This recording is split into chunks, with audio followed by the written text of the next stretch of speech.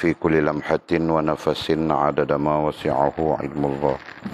اللهم صل وسلم وبارك على سيدنا محمد وعلى آله وصحبه في كل لمحة ونفس عدد ما وسعه علم الله. اللهم صل وسلم وبارك على سيدنا محمد وعلى آله وصحبه في كل لمحة ونفس عدد ما وسعه علم الله. بسم الله ما شاء الله، بسم الله ما شاء الله، بسم الله ما شاء الله. وما لم يشأ لم يكن، لا حول ولا قوة إلا بالله العلي العظيم. لا حول ولا قوة إلا بالله العلي العظيم. لا حول ولا قوة إلا بالله العلي العظيم. اللهم ارحمنا بالقرآن واجعله لنا إماما ونورا وهدى ورحمة. اللهم ذكرنا منه ما نسينا، علمنا منه ما جهلنا، وارزقنا تلاوته آناء الليل وأطراف النهار، واجعله لنا حجة يا رب العالمين. اللهم افتح لنا فتوح العارفين، وارزقنا فهم النبيين، واجعلنا من عبادك الصالحين والمتقين يا رب العالمين.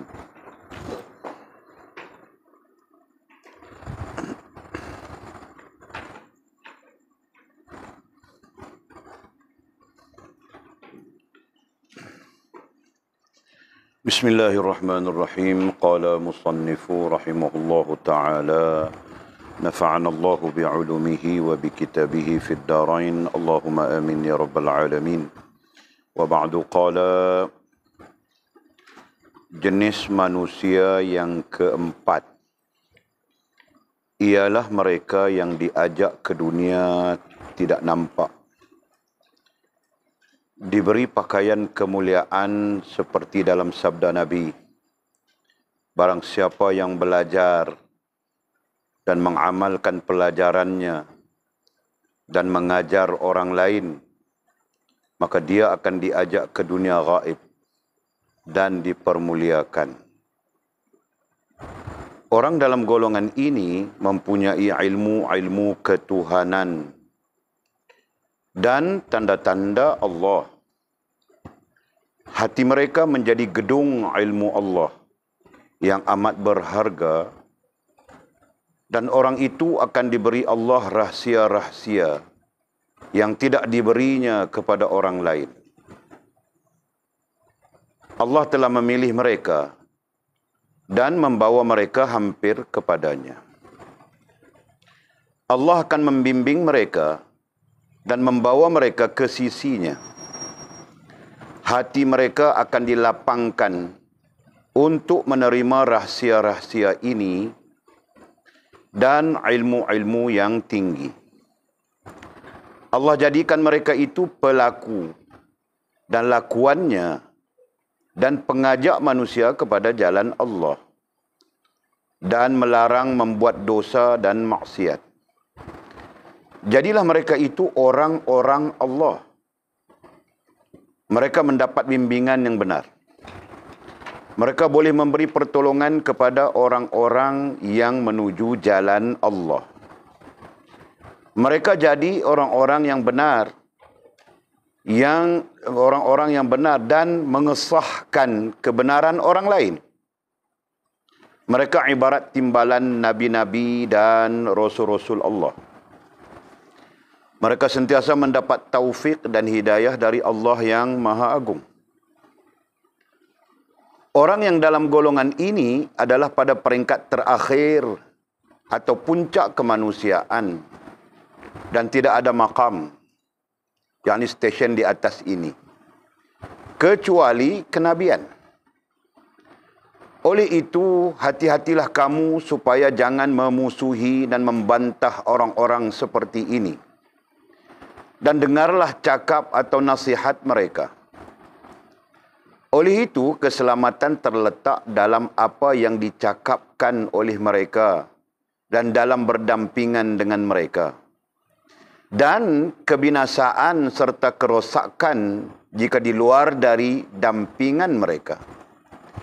Kecuali mereka yang Allah beri kuasa dan pertolongan terhadap hak dan keampunan.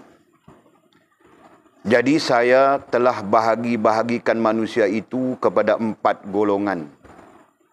Sekarang terpulanglah kepada kamu untuk memeriksa diri kamu sendiri.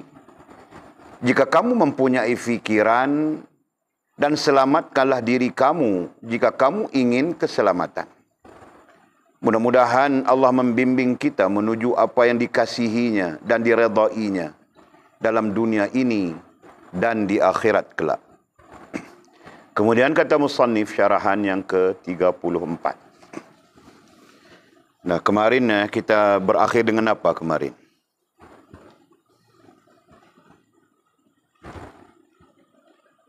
Ada ayat terakhir Walid kasih gemurang. Baca Maqil. Ayat terakhir Walid kemarin. Tidak ingat. Nah, siapa yang catat? Siapa yang dhabit di kitabnya? Jenis manusia yang ketiga, dan kita berakhir dengan ada satu kalimat Walid. Ada satu ayat Walid.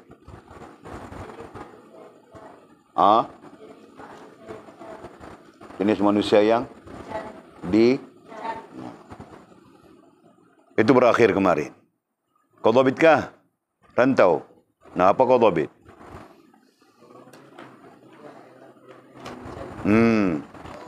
Golongan ketiga adalah golongan yang dicari. Walid tidak kira dhabit kamu orang bagaimana, tetapi memberi maksud. Itu yang penting. Jelaskan? Memberi maksud bahawa itulah golongan yang kita perlu cari. Kita perlu dekati. Nah, itu. Faham kah? Nah, tidak kira kita di posisi apa? Di keadaan apa? Hantu kah? Malaikat kah? Dan yang kita perlu cari adalah golongan yang ketiga. Faham kah? Nah, sekarang kita mau bincang golongan yang keempat. Jenis yang keempat. Jenis ini sebagian ulama menggunakan istilah Al-Jami'atul Azimah. Kelompok yang dimuliakan. Kalau kamu orang baca di dalam kitab-kitab lain, ada satu kitab yang ditulis dalam bahasa baru. Terjemahan tetapi diolah dalam bahasa baru dengan An-Naba'ul Azim nama kitabnya. An-Naba'ul Azim. Nah, dia menggunakan istilah Al-Jami'atul Azimah, kelompok yang dimuliakan. Pada dasarnya musannif kitab An-Naba'ul Azim, Syekh Abdullah Diraz, ulama itu adalah menyebut hal yang sama seperti mana disebut oleh Syekh Abdul Qadir Jailani rahimahullah ta'ala dengan istilah yang berbeza saja.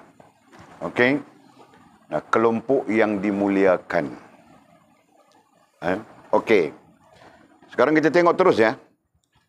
Kata musannif rahimahullah ta'ala. Jenis manusia yang keempat ialah mereka yang diajak ke dunia tidak nampak. Jenis manusia yang keempat, golongan yang keempat.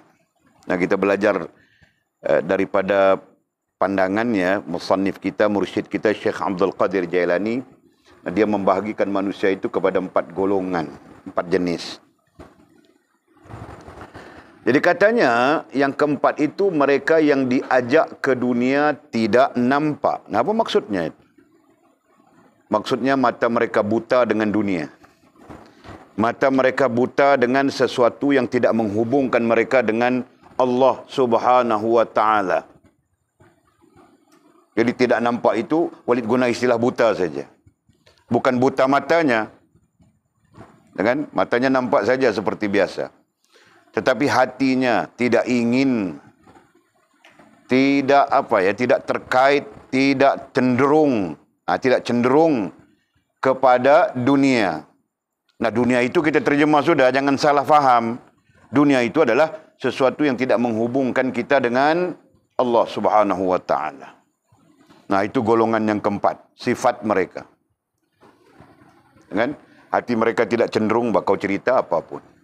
Karaoke kah? Apakah? Kaya kah? Mereka tidak cenderung. Sekiranya tidak menghubungkan mereka dengan Allah Subhanahu wa ta'ala. Itu golongan yang keempat. Masya Allah. La hawla wa la quwata illa billahil aliyul azim. Nah, kalau ditanya Walid, Walid sangat ingin jadi golongan yang keempat ini. Kan? Okey. Diberi pakaian kemuliaan. Nah, golongan yang keempat ini diberi. Siapa yang memberi? Allah Subhanahu wa taala. Allah memberikan mereka pakaian kemuliaan. Nah, apa itu pakaian kemuliaan? Seluruh ulama menyifatkan pakaian kemuliaan bagi seseorang hamba itu adalah ilmu yang benar. Seluruh ulama ahli sunnah menyifatkan pakaian kemuliaan. Sebab pakaian kemuliaan merupakan istilah yang muncul daripada Al-Quran. Libasut taqwa. Dalam Al-Quran ada istilah itu. Walibasut taqwa dzalika khair. Dan pakaian taqwa itu adalah pakaian yang terbaik. Ya kan? Nah, libas artinya pakaian. Sisi lain dalam tafsiran menyebut pakaian kemuliaan. Pakaian takwa itu adalah pakaian kemuliaan. Nah, pakaian kemuliaan itu apa? Diperjelaskan oleh majoriti ulama ahli sunnah wal jamaah adalah ilmu pengetahuan yang menghubungkan kita dengan Allah, dengan agama dan dengan diri kita. Nah, itu pakaian kemuliaan. Nah, di sana kita berhujah. Kau apa sekalipun, bidang apa sekalipun, pakar apa sekalipun, profesional apa sekalipun dengan ilmu alat, kita bilang begitu. Nah, sekiranya tidak menghubungkanmu dengan Allah, maka dia adalah kehinaan. Paham tak? Jelas di sana. Paham tak? Nah, kau apa Kebangkil punya gelar ni apa? IR dalam bidang aeronautik apa bunyi begitu kah? Aero angkasa begitu. Kan? Hebat Bangkil ni. Berada di puncak sana. Tetapi kalau itu tidak menghubungkanmu dengan Allah, maka kau adalah orang yang paling hina. Nah, itu maksudnya. Paham tak? Kenapa? Nah, kerana itu kita bilang ilmu yang menghubungkan kita dengan Allah ada 3. Tauhid, fiqh, tasawuf. Itu setelah didisiplinkan. Nah, sebelum didisiplinkan sumber Al-Quran dan Sunnah, nah itu iman, Islam, ihsan saja. Ya kan? Itu yang menghubungkan kita dengan Allah Subhanahu wa taala. Nah, sekira-kira kalau kau punya pengetahuan yang hebat begitu tidak menghubungkanmu dengan Allah, maka itu bukan pakaian kemuliaan. Jelas? Jadi pakaian kemuliaan itu terletak di mana? Terletak di ilmu pengetahuan yang menghubungkan kita dengan Allah. Itu pertamanya, kita belajar sudah dasar itu. Yang kedua, menghubungkan kita dengan agama. Dan yang ketiga, menghubungkan kita dengan diri kita sendiri. Jelaskah? Nah, itu maksud pakaian kemuliaan. Lawan kemuliaan adalah kehinaan. Nah, jika kau tidak mempunyai pakaian itu, iman, Islam, ihsan, maka kau sebenarnya berada di dalam kehinaan. Sama ada kau sedar ataupun kau tidak sedar. Jelaskah? Di sisi Allah, bukan di sisi manusia. Nah, di sisi manusia itu kau banyak duit, orang angkat-angkat kau saja. Kan? Kau banyak duit, satu. Nombor 2, anak dara kau sigak-sigak semua. Cantik-cantik semua. Nah, orang angkat-angkat kau saja. Kan? Bangkil, kau bagus, kau bagus. Okey. Seperti dalam sabda Nabi. Oh, rupanya sifat kepada jenis keempat ni sikit saja dinyatakan kepada kita, kan? Ajak ke dunia tidak nampak, maksudnya mereka tidak cenderung kepada dunia, sesuatu yang tidak menghubungkan mereka dengan Allah. Dan yang keduanya diberi pakaian kemuliaan. Artinya ada ilmu yang menghubungkan dengan Allah, dengan agama dan dengan diri. Itu saja sifatnya. Kemudian kata musannif, seperti dalam sabda Nabi SAW. Hadis ini sahih. Walaupun ialah teks ini tidak mendatangkan periwayatannya. Tetapi hadis ini dari segi teks matannya adalah sahih. Seperti sabda Nabi SAW yang bermaksudnya. Jadi kita pakai maksud terus. Barang siapa yang belajar. Makin berperkataan belajar.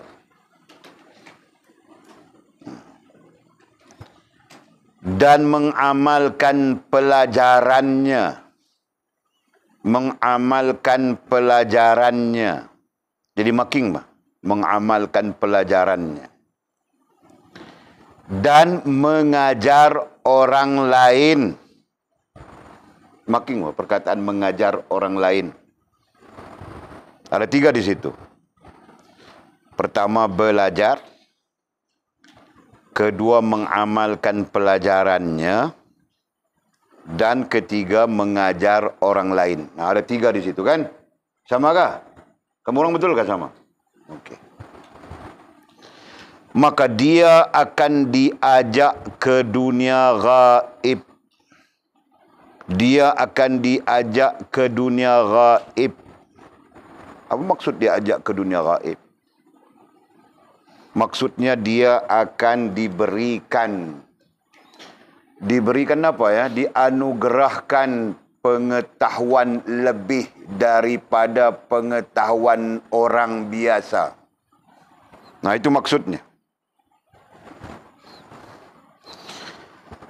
Dia akan diajak ke dunia gaib. Maksudnya dia akan dianugerahkan pengetahuan lebih dari pengetahuan kebiasaan. Kamu sebut macam mana? Pengetahuan orang biasa. Nah, terserah kau bah. Mau tulis pengetahuan orang biasa kah? Kebiasaan kah? Macam mana kah? Jadi yang penting kau faham. Nah, Allah akan menganugerahkan ilmu lebih dari... Macam mana Jul? Mau pakai istilah apa Jul? Lebih dari kebiasaan, begitu kan? Lebih dari orang biasa. Atau macam mana? Yang terbagusnya apa? Ha? Terbagusnya apa, Ji? Lebih dari kebiasaan. Nah, lebih dari kebiasaan.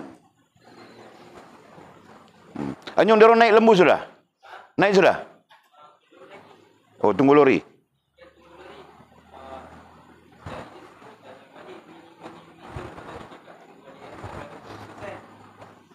Oh, Walid cakap sudah dengan dia tadi.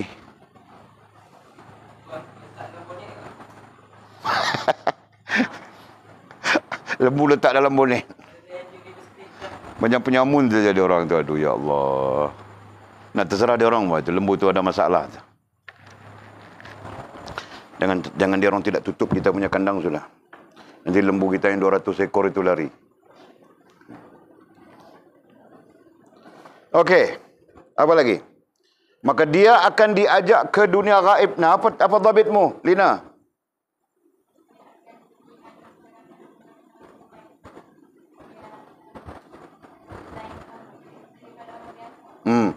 Nah, apa dhabitmu, Sheila?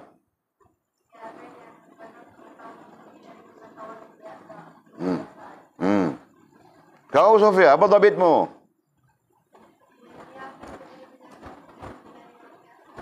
Nah, Mama apa dhabit?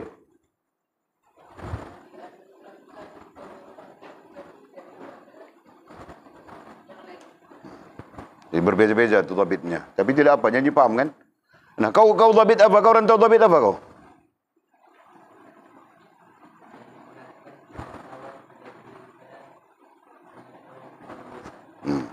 Anyong kau dhabit apa?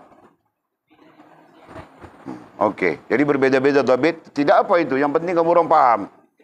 Okey. Nah, faham ke tidak apa yang kamu orang dhabit tu? Faham ke? Nah, okey. Nah, sekarang kamu orang nampak sendiri berdasarkan kepada hadis Nabi SAW. Dasarnya kita belajar sudah. Boleh. Itu yang kita katakan berbeza-beza tadi. Tak ada masalah, yang penting kita faham lah. Okey. Boleh ulang ya. Barang siapa yang belajar dan mengamalkan pelajarannya dan mengajar orang lain, maka dia akan diajak ke dunia gaib. Nah, perkataan yang kalimat yang mungkin kamu orang keliru itu, kan, yang lain-lain itu biasa saja. Dia akan diajak ke dunia gaib. Apa maksud ke dunia gaib? Nah, itu yang kamu orang tulis tadi. Kepada pengetahuan melebihi kebiasaan.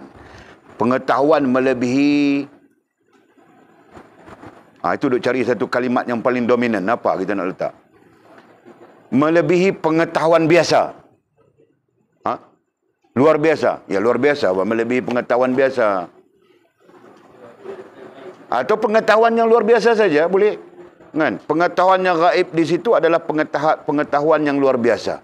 Ini untuk mengeluarkan kita daripada skeptik, daripada skop yang kecil. Nah, kalau kamu orang faham, boleh lihat jin, boleh berinteraksi dengan alam jin seperti mana Walid berinteraksi. Nah, itu skeptik, kecil saja. Sedangkan pengetahuan yang akan dianugerahkan oleh Allah SWT lebih dari itu. Faham tak? Walid mau kamu orang faham begitu. Okey. Kemudian katanya, dan dipermuliakan. Dimuliakan oleh Allah Subhanahu wa taala. Nah, baginda Nabi kita SAW dalam banyak hadis bercakap dengan sahabat, kan? Nabi dalam hadis bercakap dengan sahabat pada dasarnya, kan? Nah, Nabi pun sebut hal yang sama, dipermuliakan. Nah, jika diterjemahkan, dipermuliakan. Ta'zim, al-azimah dan sebagainya, dipermuliakan.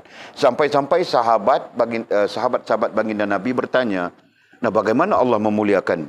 Wahai Rasulullah, maka antara jawapan Nabi SAW adalah sekalian makhluk Allah Subhanahu wa taala. Antara bentuk kemuliaan yang Allah anugerahkan kepada orang yang belajar, mengamalkan pelajaran, mengajar orang lain, itu tadi adalah sekalian makhluk Allah Subhanahu wa taala menjadi saksi dan mendoakan rahmat kepadanya. Nah, hadis itu sahih juga. Jadi kalau ditanya macam mana bentuk kemuliaan yang dikasih oleh Allah, diberi oleh Allah SWT, nah itu. Jadi kalau ditafsirkan, nah, pohon-pohon kayu mendoakan, batu-batu mendoakan, begitu maksudnya, kan? Sebab yang boleh mendoakan itu termasuk ikan di dalam air. Hadis tentang itu banyak. Nabi bilang hatta haitanu fil ma, sehingga ikan di dalam air pun mendoakan. Kan? Jadi mudah-mudahan itu. Okey. Nah, itu introduction, pengenalan kepada golongan ataupun jenis manusia yang keempat menurut Syekhuna wa Mursyiduna Abdul Qadir Jailani rahimahullah taala. Allah. Nah, kalau kita perhatikan itu, kita sudah berada di posisinya sudah. Ya kan? Kita sudah berada di posisinya sudah. Belajar, nah itu posisi kita. Ya kan?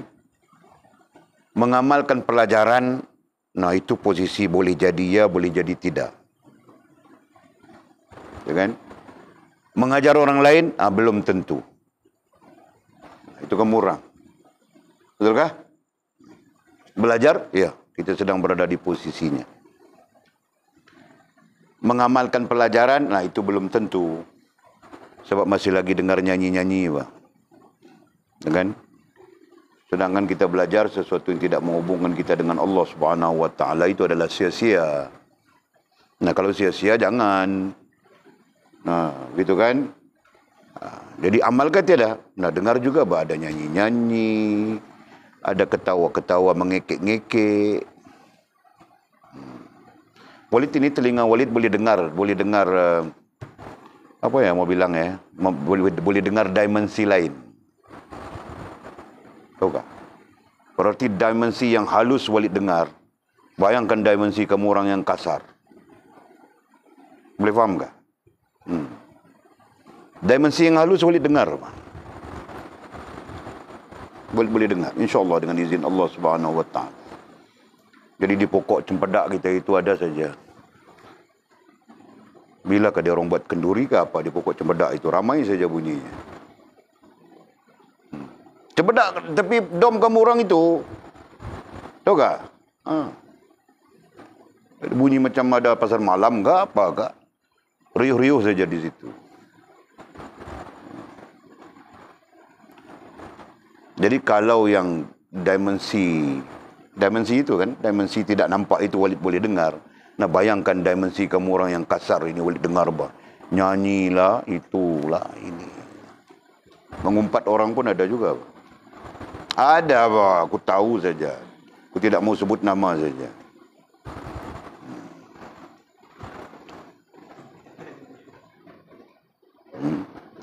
Itu kerja orang perempuan, mengumpat kan. Kerja orang lelaki dia macam lain sikit. Dia kira mau buat jahat saja kerja orang lelaki. Macam mana mau jatuh buah durian ini kita sorok dari Walid. Macam mana kita mau buat? Dia mula merancang.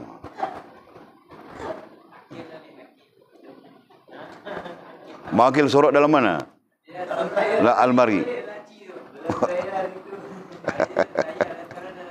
Makil peramba kamu orang ni. Dia niat mau peramba itu. Aduh, kamu orang ni sangka buruk saja nak makil.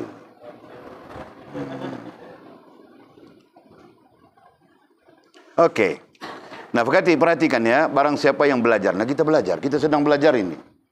Yang penting betulkan niat kita. Nah, Walid selalu bilang kamu orang, datang dari jauh dengan niat belajar sungguh-sungguh. Kalau kami belajar sungguh-sungguh, Pak Walid yang tidak mengajar sungguh-sungguh. Kamu orang mau tangkap masuk balai polis kah? Ini pun kita curi-curi saja ini. Tahu tak? Sekarang PKP, mana boleh belajar ke apa ke, di sekolah ke, di mana ke, ditutup semuanya. Nah, kecuali kita saja. Jadi sebab itu Walid kasih tahu kamu orang, nah, tidak semestinya kita begini, ada cara lain belajar. Kan? Kau baca dulu, kau tengok dulu apa yang telah pelajari, kau mutalaah dan sebagainya. Itu caranya apa? Yang penting dalam keadaan belajar. Nah, kau tunggu Walid baca kitab baru kau datang belajar. Tunggu baca kitab. Nah, Walid tidak datang baca kitab. Syok saja, Pak. Tidur saja. Pagi tidur, petang tidur, malam tidur. Petang pun tidur. Bangun-bangun tidur pening. Wah. Apa kerja kamu orang? Kamu orang kena pergi duduk dengan ayah Haji Napiah ini, Pak. Dari jam berapa? Jam berapa ayah Haji kita? 7 pagi, lepas subuh kerja sudah. Sampai petang.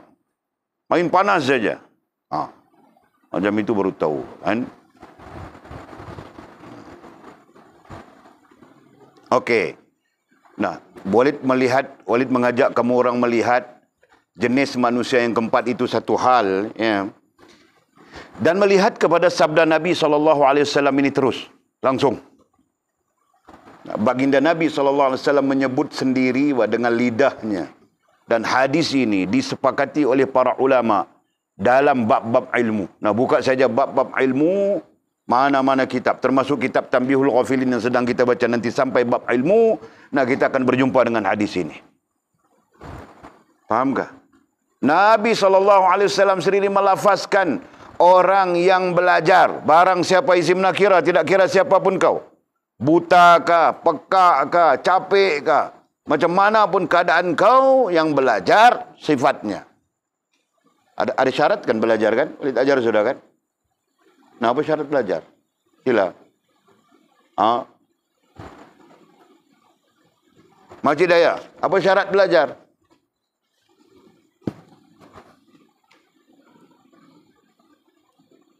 Kita dengar Makcik Daya ini. Nak jadi apa biar dia jadi P. Nak kon sita marat.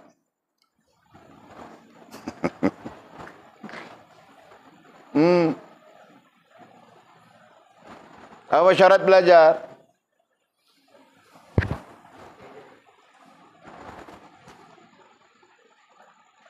Tengok, baru kalang kabut nak cari nota. Makcik Dayah dia seorang yang insan yang istimewa. Nota dia tulis siam. Tak apa, tulis siam pun tak apa. Janji faham. Sudah. Tak kira.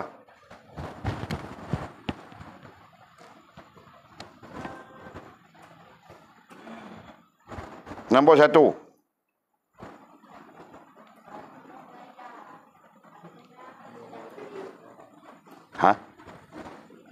Kena sedar diri. Oh, Masjid Daya bagi syarat baru. Syarat belajar kena sedar diri. Betul juga tu. Tapi syarat barulah. Kan? Jadi kalau belajar tak sedar diri, tak boleh Masjid Daya kan?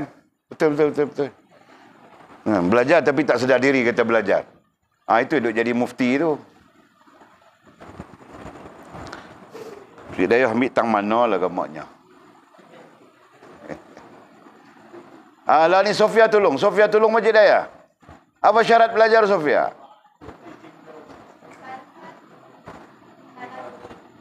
Nah, itu Masjid Daya. Musalsal yang pertama, yang kedua talaqi, yang ketiga adab. Ada banyak sebenarnya, tapi kita ambil yang induk saja, yang besar saja. Ada 3. Musalsal, yang kedua talaqi, dan yang ketiganya adab. Nah, Mizi kau tafsirkan satu persatu. Kau banyak mulut sangat. Nah, tafsirkan satu persatu. Musalsal itu apa?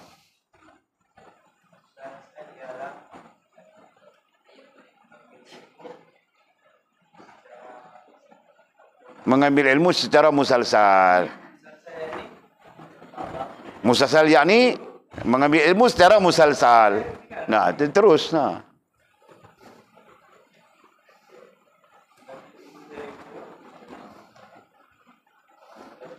Nah, itu prosesnya. Sekarang musalsal itu apa? Musalsal itu apa? Itu yang boleh tanya.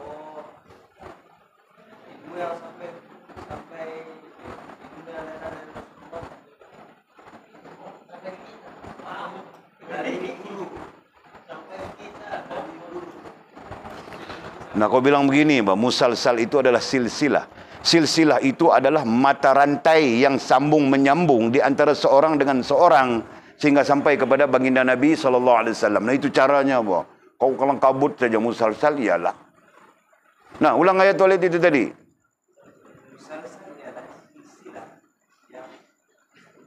Atau mata rantai. Sambung menyambung dari kita Pak, sampai kepada jadi itu caranya. Jangan pinga-pinga saja. Nah, yang kedua apa? Kau yang bertanggung jawab menafsirkan semuanya. Talaqi apa?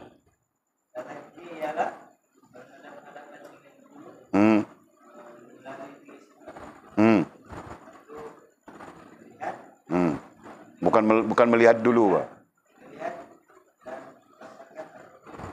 Memahami, Pak.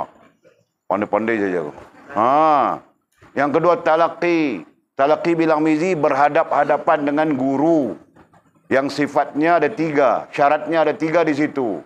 Yaitu pertama mendengar. Kedua melihat. Ketiga memahami. Nah, okey. Terus yang ketiga.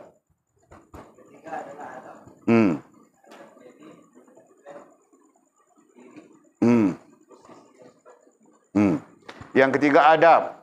Terbesar dari adab itu adalah menentukan diri kita di posisi mana mau belajar itu. Nah, kalau kita awam, kita tentukan kita sebagai orang awam. Begitu caranya, baru boleh belajar. Faham tak? Jadi Walid Arab kamu orang faham semua sudah. Itu adalah dasar-dasar awal kita belajar semua itu. Okey? Jadi itu baru namanya belajar. Betul kan, Jul? Jadi kalau kau datang dengan kau sendiri tidak tahu posisi kau apa, kau bukan belajar, kan? Okey. Yang kedua, mengamalkan pelajarannya. Yang ini bilang boleh jadi saja. Setakat ini boleh jadi saja, Bang.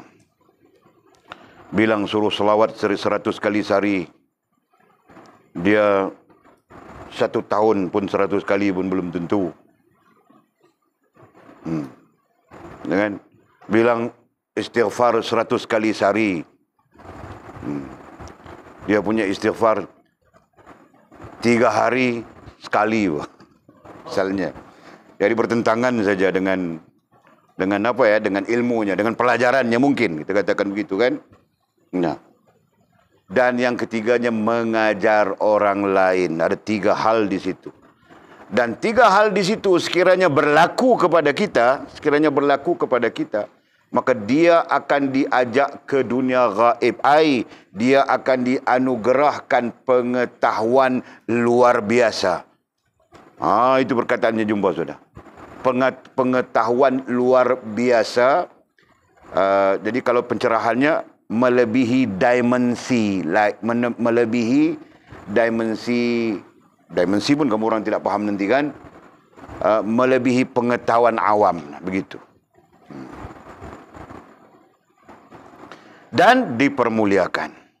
Dan Allah SWT permuliakan, dan oleh sebut sudah tadi dipermuliakan dengan apa? Antaranya adalah sekalian makhluk Allah Subhanahu wa taala mendoakan keampunan, kerahmatan, keberkatan kepadanya. Nah, itu di antaranya. Nah, jadi kalau sudah begitu kamu orang tidak ada niat mau mengajar kah? Gitu kan? Nah, paling tidak niat mengamalkan ilmu. Gitu kan? Nah. Okey. Orang dalam golongan ini mempunyai ilmu ketuhanan bilangnya. Orang dalam golongan ini, isim isyarahnya ini, mesti ada faktanya. Faktanya apa? Jenis yang keempat. Golongan yang keempat.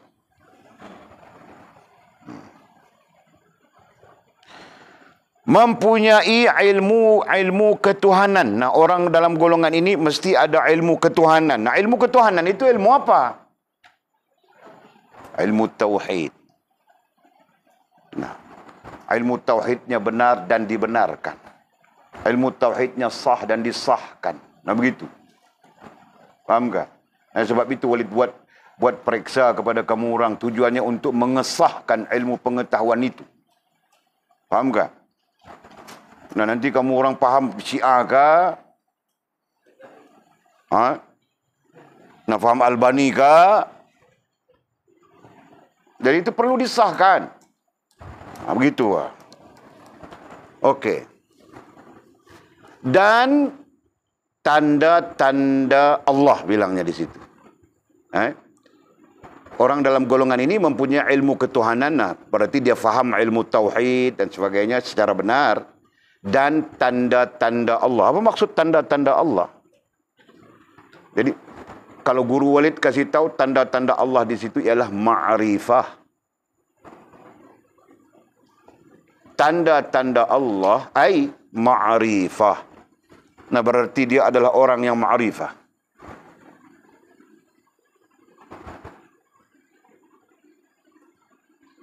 Bukan sekadar tahu, tapi ma'rifah. Ma'rifah itu kita belajar sudah kan? Ma'rifah, rentetan ma'rifah itu musyahadah, mukasyafah, mahabbah. Nah, komponen itu semuanya disebut sebagai ma'rifah. Jelaskah? Komponen, tahukah komponen? Nah, oleh tulis kasih kamu orang tidak. Okey. Jadi istilah kita tadi kan ma'rifah. Ma'rifah, okey. Jadi ma'rifah ini, dalam ini ada komponen besarnya. Satu, ma'rifah juga apa bilang. Kedua, musyahadah. Ketiga, mukasyafah. Keempat, mahabbah. Okey, ini komponen. Nah, semua ini dibilang dengan satu istilah saja, ma'rifah. Jadi, bila datang dengan hujah-hujah awaluddin ma'rifatullah, ini apa maksudnya?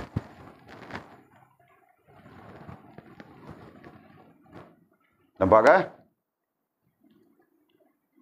Nah, ada pertanyaan nggak di situ? Tidak ada, okey.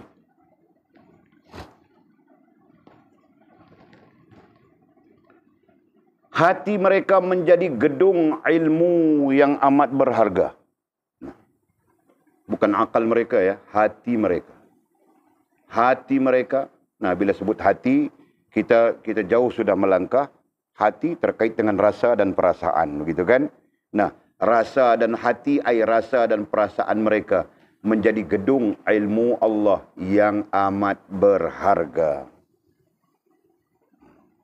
Nah, ilmu itu tempatnya di hati. Hati tempatnya rasa dan perasaan. Berarti rasa dan perasaan mereka dinaungi oleh ilmu Allah yang amat berharga. Nah, begitu.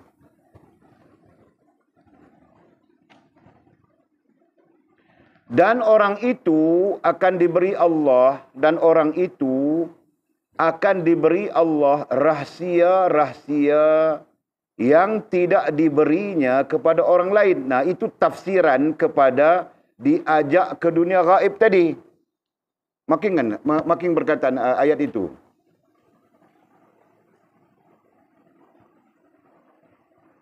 Yang macam mana?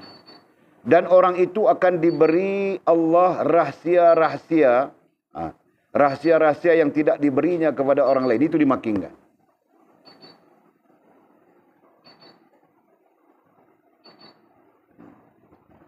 Jadi itu tafsiran, nah ini pencerahan Walid ya, itu merupakan tafsiran kepada hadis Nabi yang disebut maka dia akan diajak ke dunia gaib. Itu tafsirannya.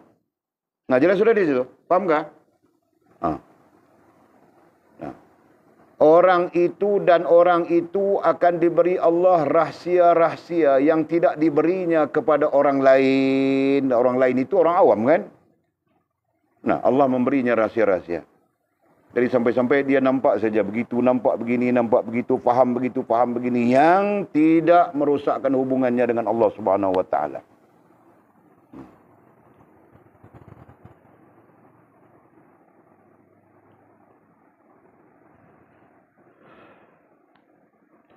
Allah telah memilih mereka dan membawa mereka hampir kepadanya. Allah memilih mereka. Memilih itu bagian daripada kerja Allah. Ya kan? Allah berhak memilih. Dalilnya yang kita baca itu, qulillahumma malikal mulki tu'til mulka man tasha wa tanzi'ul mulka mimman tasha wa tu'izzu man tasha wa tuzillu man tasha biyadikal khair innaka ala kulli syai'in qadir. Nah, dalil itu menunjukkan Allah memilih. Allah memilih siapa yang dia mau angkat. Allah memilih siapa yang dia mau menjatuhkan. Nah, itu hak Allah Subhanahu wa taala. Betul kah? Faham kah? Nah, begitu. Jadi di sini disebut Allah telah memilih mereka. Nah, untuk orang-orang yang jenis ini, mereka termasuk di dalam pilihan Allah. Untuk orang jenis keempat ini, mereka termasuk orang pilihan Allah. Faham kah? Dan membawa mereka kepadanya, dan Allah akan membawa memimpin mereka kepadanya. Maksudnya apa di situ? Maksudnya Allah akan menolong mereka untuk hampir kepada Allah. Istilah hampir merupakan proses kepada sempurna hubungan dengan Allah Subhanahu wa taala. Sedangkan prosesnya kita tafsir sudah. Nombor 1 ilmu, nombor 2 sedar diri, nombor 3 Allah terima diri, dan nombor 4 sempurna hubungan dengan Allah SWT. Itu prosesnya. Faham tak? Jadi istilah hampir ini merupakan proses. Nah, kita ulang sekali lagi ayatnya supaya kita nampak.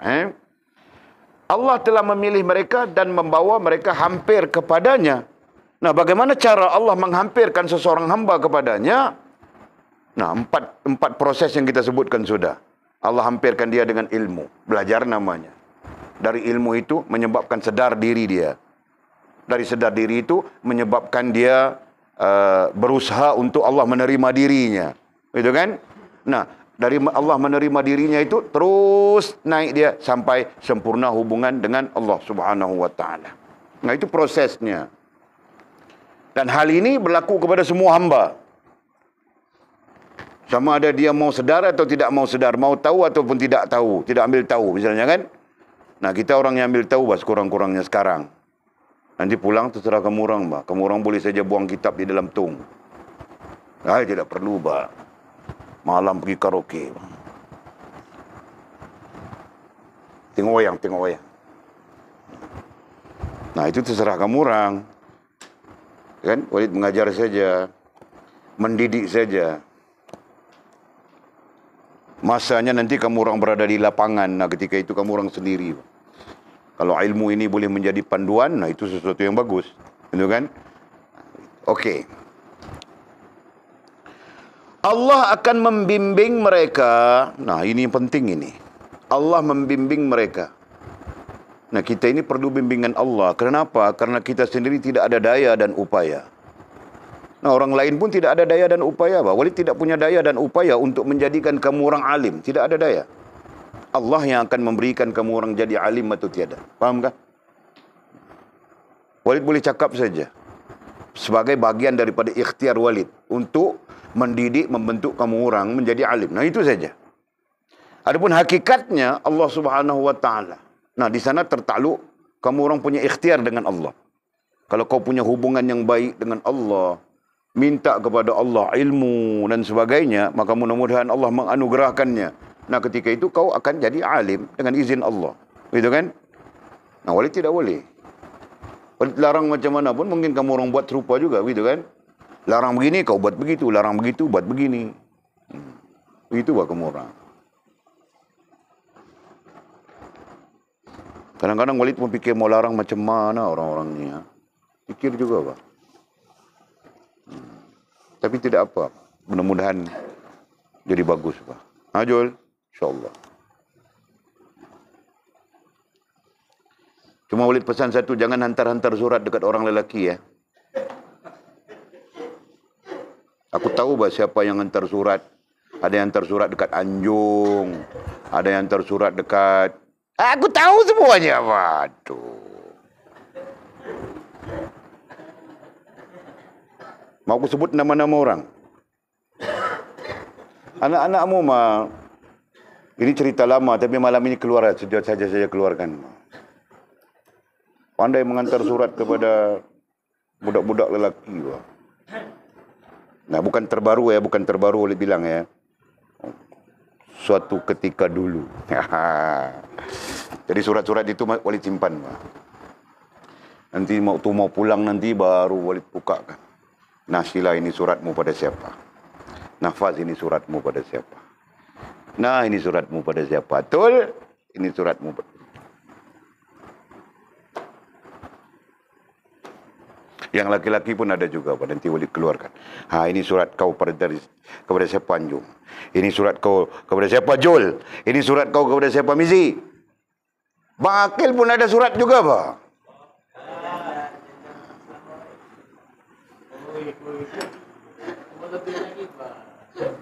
Tapi Bang Akil itu dia dapat kelulusan. Cuma tidak berjumpa saja orangnya. Begitu kan, Bang Akil? Kau ni suka campur urusan bangkil. Biar dia dia kasih tahu aku dulu. Dia kasih tahu aku, nanti aku dengan Pak Haji kami pergi meminang untuk dia. Kau ada duit sudah bangkil? Ada duit sudah kah? Ada duit nanti baru kasih tahu kami. Kami meminang saja itu. Okey.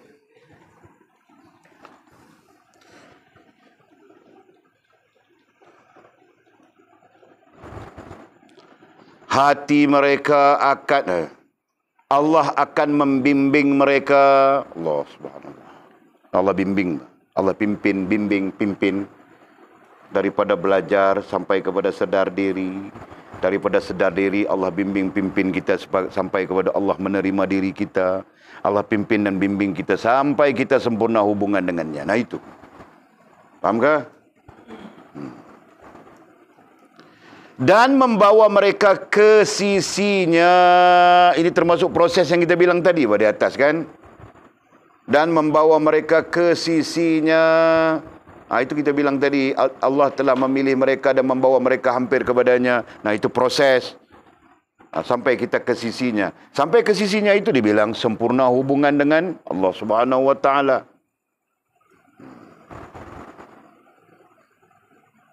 Jadi kita mau begitu, kita harap Allah bawa kita, pimpin kita, bimbing kita sampai ke sisinya. Itu kan?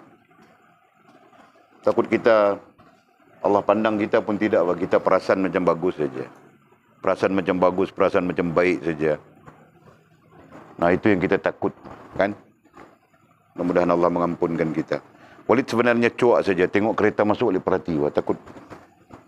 Nah, kalau yang datang itu kereta polis, kau lari sana seorang, lari sana, masuk hutan, masuk kebun getah.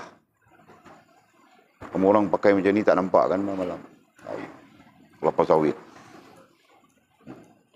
Yang laki-laki lari ikut ini dia merah tak apa, merah pun malam tak apa. Malam merah tak apa.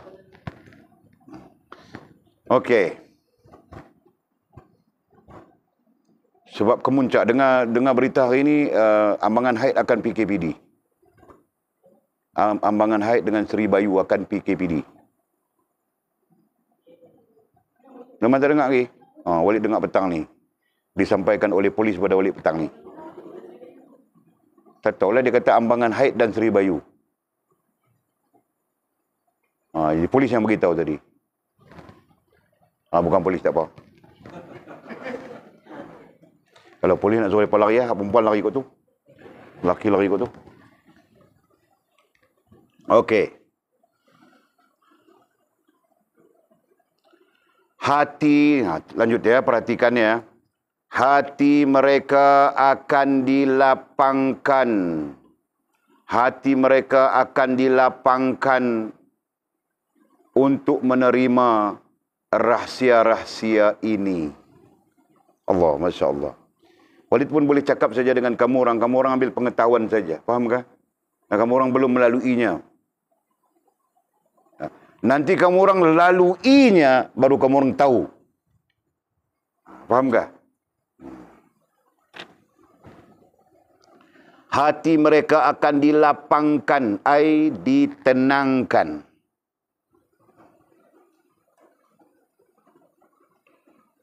Untuk menerima rahsia-rahsia ini.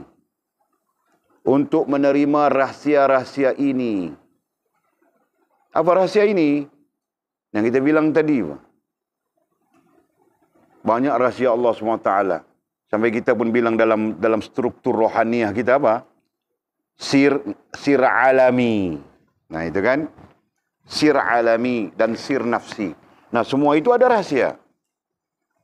Perut kita masuknya mie goreng, kan?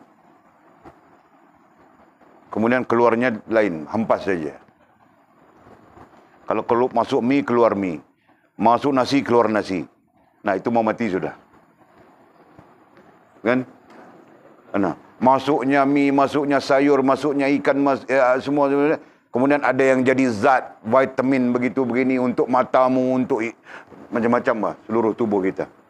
Faham tak? Nah, itu semua rahsia. Bilang rahsia kerana tidak semua orang tahu, tidak semua orang faham, tidak semua orang mempunyai pengetahuan. Nah, sebab itu bilang rahsia. Faham tak? Jelas? Nah, itu tentang diri kita. Tentang alam ini pun termasuk rahsia. Itu bilang sir alami. Rahsia alam. Yang kamu orang cuma tahu, kamu orang nampak sekarang, bilang alam nyata. Istilah Arabnya bilang alam syahadah. Ajar sudah kan? Tentang alam. Nah, berapa alam boleh ajar kamu orang? Nah, sebutkan. Satu.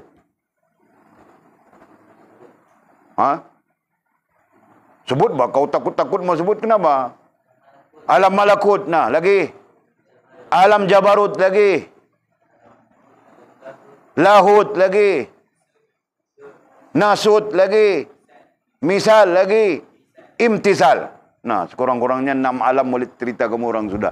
Sedikit sebanyak. Bukan masanya kamu orang belajar tentang alam-alam itu semuanya. Nanti.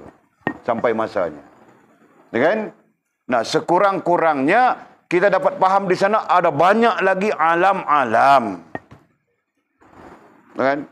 Nah, di sisi kita bilang alam ghaib. Nah, alam ghaib itu terlalu dekat dengan kita.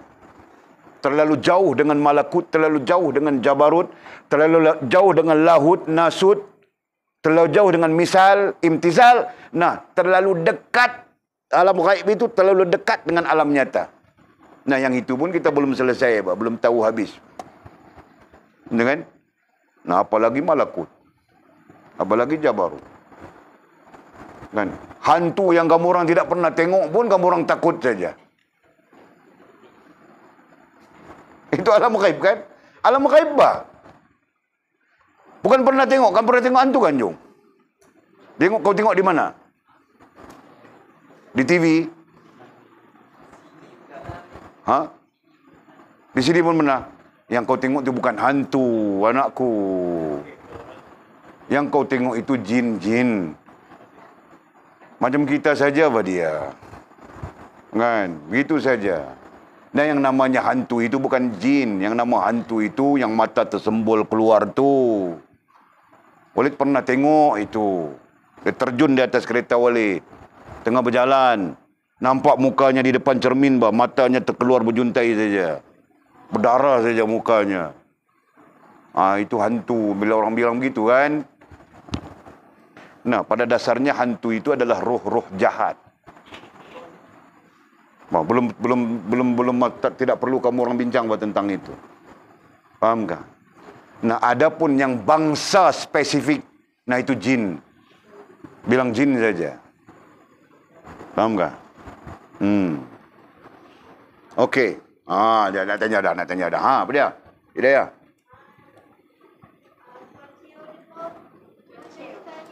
Cuaca. Apa tu? Apa cuaca dulu? Cuaca. Tak sama. Dia alam dia, kita alam kita. Jadi alam kita hujan, alam dia mungkin tak.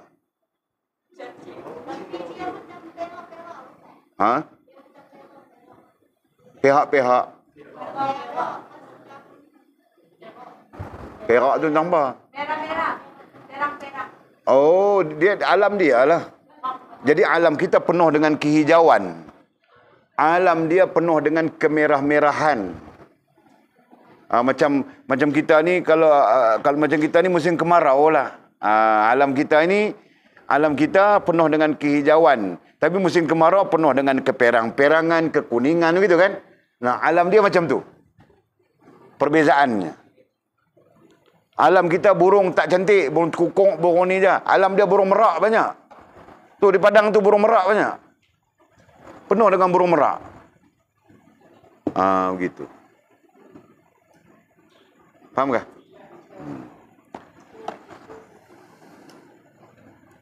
Okey.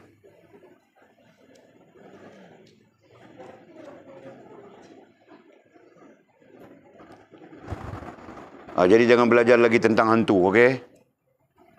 Nanti belajar tentang hantu, payah cerita. Ada lagi Encik Daya. Itu jin. Kalau muka jenis kita nampak dia berkilat, bercahaya, itu jin. Hantu dia akan nampak muka dia hudu. Mata dia tersembul keluar. Taring gigi dia tajam kan, jana-jana kan.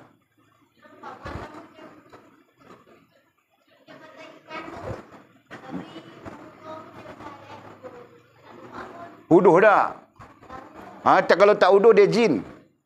Dia macam tu. Sebab jin pun handsome. Kita ada sahabat-sahabat kita daripada bangsa jin, handsome orangnya. Itu kita minta maaf, kita kena sebutlah kan.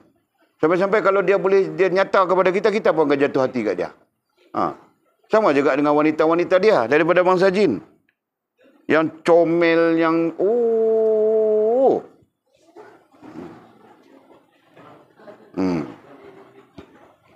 Okey. Jadi bab tentang itu jangan sibuk-sibuk. Sibukkan ini. Tengok. Hati mereka akan dilapangkan ditenangkan untuk menerima rahsia-rahsia ini. Nah, rahsia kita bilang sudah tadi. Dan ilmu-ilmu yang tinggi. Nah, apa maksud ilmu-ilmu yang tinggi? Maksudnya ilmu yang melampaui disiplinnya. Itu maksud ilmu-ilmu yang tinggi. Melampaui disiplin. Nah, lebih dari disiplin yang ada. Nah, kalau disiplin yang ada itu, kita belajar tentang zat Allah, sifat Allah, af'al Allah. Nah, kita faham Allah subhanahu wa ta'ala. Nah, melampaui, lebih daripada itu ialah kita menyaksikan yang namanya kebesaran Allah, musyahadah, mukasyafah itu. Jelaskah?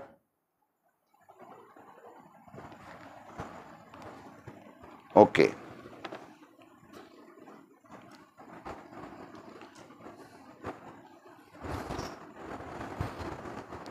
Dia orang bawa dengan kereta sungguh kan? Tengok kereta keluar tu. Tengok anjung. Dia sumbat dalam kereta macam mana? Itu kah keretanya?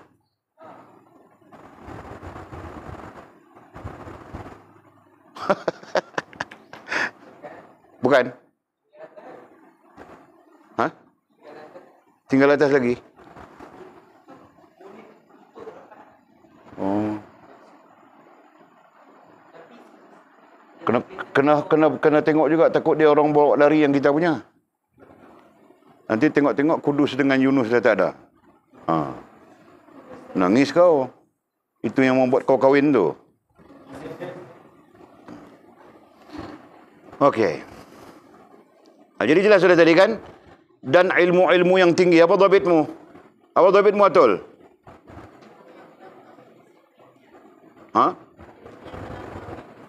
Jadi melampaui disiplin, kau fahamkah istilahnya? Apa maksud melampaui disiplin? Apa maksudnya? Kau fahamkah?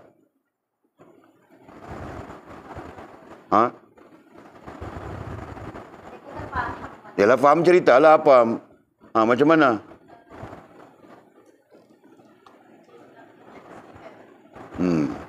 Nah, Walid kasih tahu kamu orang ya. Ilmu yang melampaui disiplin itu kebanyakannya ulama istilahkan dengan hikmah.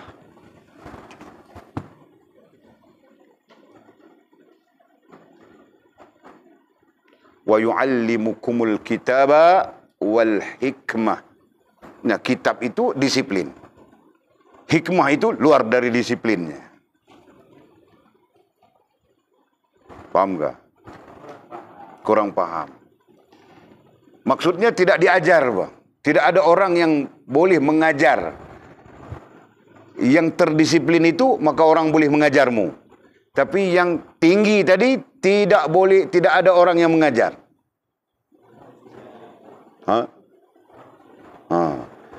Jadi dia tinggal apa? Tinggal pemahamannya dan pelaksanaannya. Nah, begitu. Faham tak? Nampak kah? Nah, contohnya apa ya? Contohnya ilmu laduni. Nah, itu contoh. Jadi di mana kau mau belajar ilmu laduni? Walid pun dulu pernah bertanya-tanya, di mana kau mau belajar ilmu laduni ini? Tanya-tanya. Nah, akhirnya Syekh bilang, ilmu laduni itu bukan ada disiplinnya. Jadi boleh tangkap sudah. Kalau begitu itu maksudnya hikmah itu tadi. Faham tak? Kalau ada disiplinnya berarti ada strukturnya, ada orang yang mengajarnya dan sebagainya. Nah, itu termasuk di dalam ilmu-ilmu yang tinggi. Nah, jadi kamu orang belajar bersungguh-sungguh. Mudah-mudahan nanti diberi oleh Allah SWT kesempatan untuk menguasai ilmu yang tinggi itu. Begitu. Okey. Perlukah ilmu hikmah? Dia ada keadaan yang sebenarnya ilmu hikmah ni yang mudah dipahami adalah ilmu hikmah itu terhasil daripada ilmu yang disiplin. Nah, begitu. Itu mudah faham. Jadi maksudnya bila perlukah ilmu hikmah itu, jadi seolah-olah ada pemisahan, ada gap antara ilmu kutub, ilmu kitab yang kita sebut disiplin tadi dengan ilmu hikmah. Seolah-olahnya begitu. Yang sebenarnya dia bukan begitu. Ilmu hikmah itu adalah anugerah Allah Subhanahu wa taala.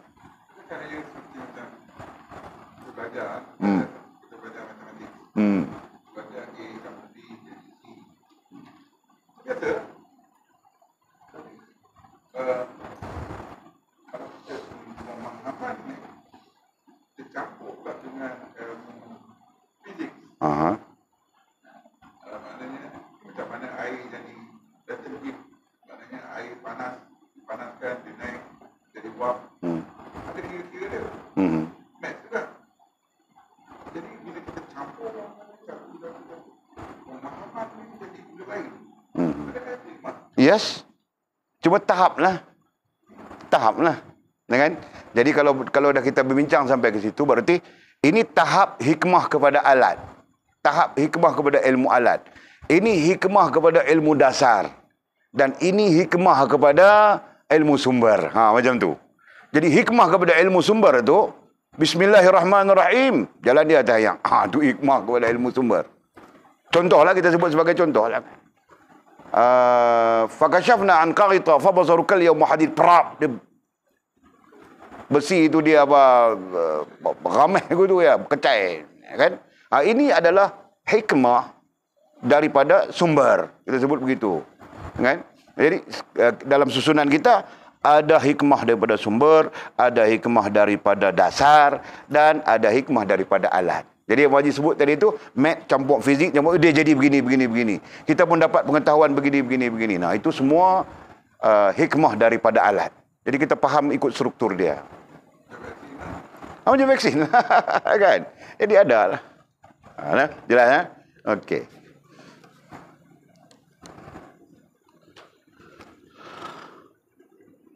Ada Nyong? Ambil sudah? Okey.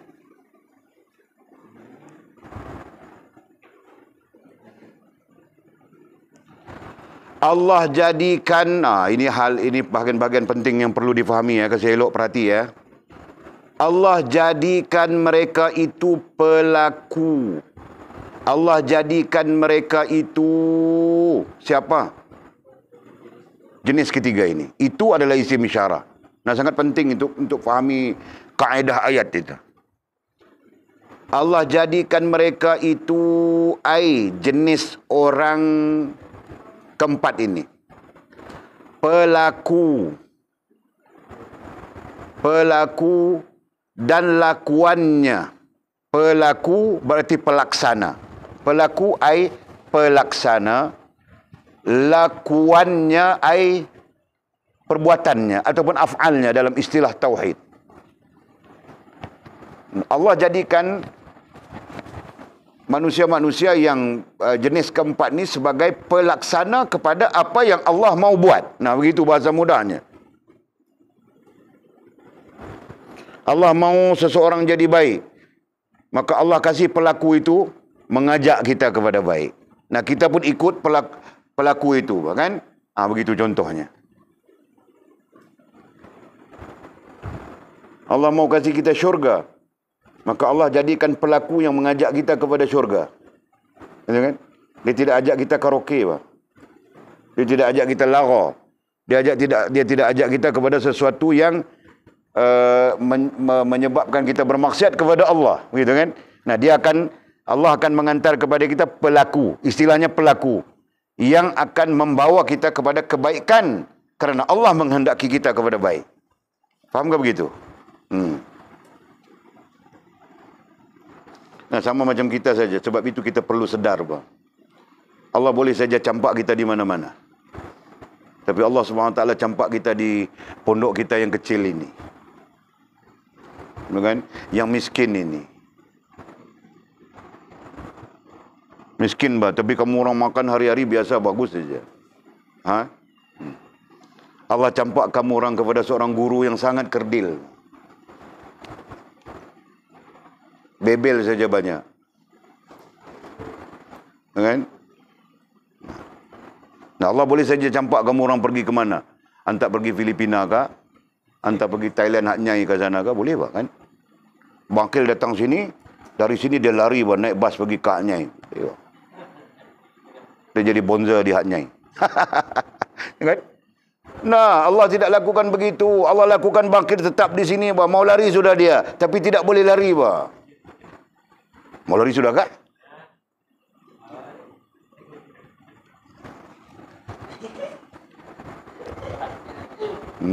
Okey. Nah, tengok lagi. Allah jadikan mereka pelaku. Mereka itu orang jenis keempat ini. Pelaku, ai pelaksana. Dan lakuannya, ai apa yang Allah mau buat. Dan pengajak manusia kepada jalan Allah yang paling mudah difahami itu. Allah mau manusia jadi baik, maka Allah jadikan orang yang keempat ini pengajaknya kepada baik. Dan melarang membuat dosa dan maksiat, dan Allah akan jadikan orang jenis keempat ini pelarang orang lain melakukan dosa dan maksiat. Itu cara Allah Subhanahu wa taala. Wajar bagi kita memahami cara Allah.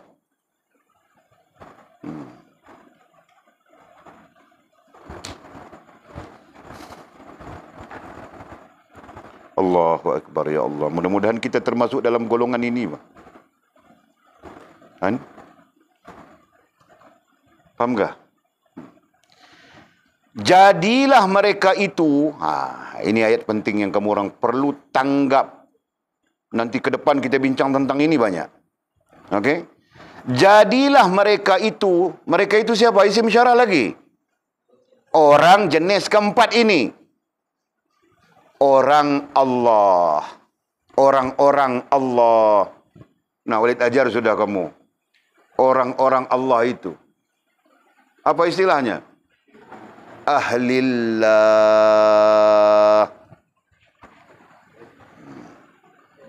Jadi orang-orang keempat, jenis keempat ni, orang-orang ini adalah ahlillah. Nah, kita belajar dari sana, dasarnya ada 3 kan? Ahli dunia, ahli akhirah, ahlillah. Nah, ahli akhirah itu dia boleh bertukar jadi ahli dunia bila-bila masa. Gitu kan? Ahli dunia juga boleh bertukar menjadi ahli akhirah bila-bila masa. Tetapi ahlillah itu yang menjadi satu hal yang perlu dibentuk, dididik, mujahadah dan sebagainya, riyadhah dan sebagainya. Faham tak? Jadi kita di sini bilang mereka itu orang-orang Allah, ai ahlillah, dhabitnya di sana. Nah, cantum saja dengan pengetahuan kamu orang yang sedia ada. Apa itu ahlillah? Jelas kah? Nah, masih ingat ke apa itu ahlillah? Kamu orang ada dhabit kah? Ahlillah itu apa? Faraizati.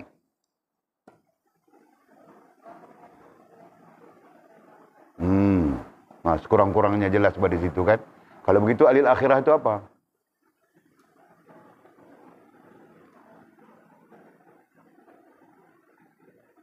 Kau perlu tahu perbezaannya, Pak.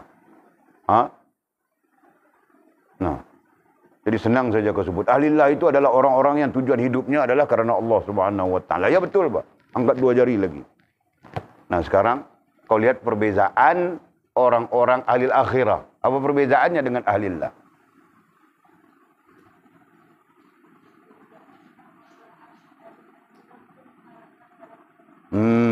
Nah, sekurang-kurangnya. Jadi ahlil akhirah ini lazimnya adalah mengharapkan balasan. Jadi dia sembahyang, dia mau pahala, dia ibadah itu, dia mau begini, dia mau. Makcik Ija ni ke mana? Tak sihat ke apa? Tak larat. Sampai masa sudah dia. Okey. Wakilnya datang itu tadi. Amai duduk dalam ni, ambil pahala. Okey, dan akhir sekali, ahli dunia apa definisimu, Bangkil?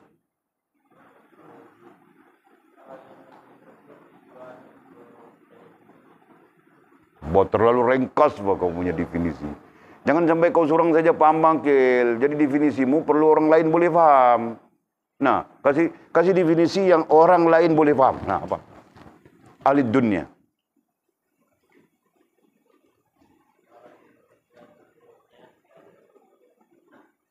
Okey. Itu saja. Terlalu ringkas, Pak. Boleh, Pak. Boleh diterima. Tapi terlalu ringkas. Nah, kau seorang saja paham. Orang lain nanti terpinga-pinga. Apa Bangkil cakap ni? Gitu, kan? Okey.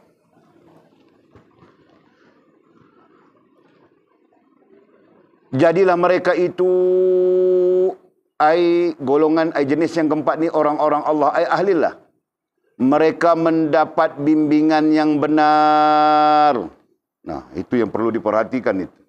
Mereka mendapat bimbingan yang benar. Kenapa benar? Ada dua bimbingan. Satu dari murabbinya, dan yang kedua daripada Allah Subhanahu wa taala sendiri. Satu dari murabbinya, murabbi itu adalah orang yang semestinya punya hubungan dengan Allah Subhanahu wa taala. Dan yang keduanya adalah daripada Allah Subhanahu wa taala sendiri. Jadi murabbi itu pelakunya. Ya kan? Faham tak? Mereka boleh memberi pertolongan kepada orang-orang yang menuju jalan Allah. Nah, mereka boleh memberi pertolongan, istilah Arabnya syafaat. Pertolongan dalam istilah Arab bilang syafaat. Mereka boleh memberi pertolongan ai syafaat kepada orang-orang yang menuju jalan Allah. Mereka jadi orang-orang yang benar. Mereka jadi orang-orang yang benar dan mengesahkan kebenaran orang lain. Mereka jadi orang-orang yang benar yang ini buang, Pak Walid, rasakan tidak perlu. Sebab kita pakai perkataan dan. Yang ada sudah. Mereka jadi orang-orang yang benar dan mengesahkan kebenaran orang lain. Faham ke ayatnya? Nah, sama macam Walid dengan kamu orang. Pak Walid mau sahkan kamu orang punya pengetahuan. Nah, itu bukan saja pengetahuan, Pak. Pengetahuan itu satu hal. Cara berfikir, cara bertindak. Nah, termasuk sampai perasaan pun kita belajar sudah. Nah, kita mau memastikan bahawa apapun yang terkait dengan kita, rohaniah dan jasmaniah itu berada di dalam keadaan yang benar. Nah, ini disebutkan dalam kitab kita ini. Mereka jadi orang-orang yang benar. Nah, ketika kita menjadi orang-orang yang benar, benar rohaniah kita, benar jasmaniah kita. Nah, nantinya mengesahkan kebenaran orang lain. Baru kita boleh mengesahkan kebenaran pada orang lain. Paham tak begitu? Nah, jenis golongan yang keempat ini begitu, Pak. Antara sifat mereka. Okey. Mereka ibarat timbalan nabi-nabi dan rasul-rasul Allah. Timbalan bilangnya di sini. Itu istilah terjemahan kan. Timbalan ai pengganti. Timbalan ai pengganti.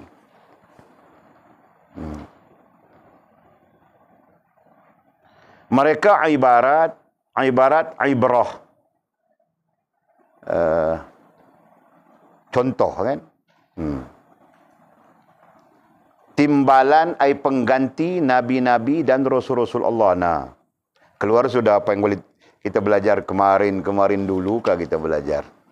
Niyabatan 'anin nubuwah an hirasatid din wa siyasatid dunya bi. Nah, keluar sudah itu. Dasar itu keluar sudah. Menggantikan urusan nabi. Nah, kita pengganti kan? Mengganti itu dari segi tugasan, dari segi tanggung jawab. Nah, yang melakukan itu bilang pengganti. Nah, kita pengganti. Paham tak? Mereka ibarat timbalan ai pengganti nabi-nabi dan rasul-rasul Allah Subhanahu wa taala. Mereka sentiasa mendapat taufik. Nah, itu yang paling penting. Mereka sentiasa mendapat taufik. Jenis keempat ini, golongan yang keempat ini, mereka sentiasa mendapat taufik. Taufik itu apa? Belajar sudah dasarnya.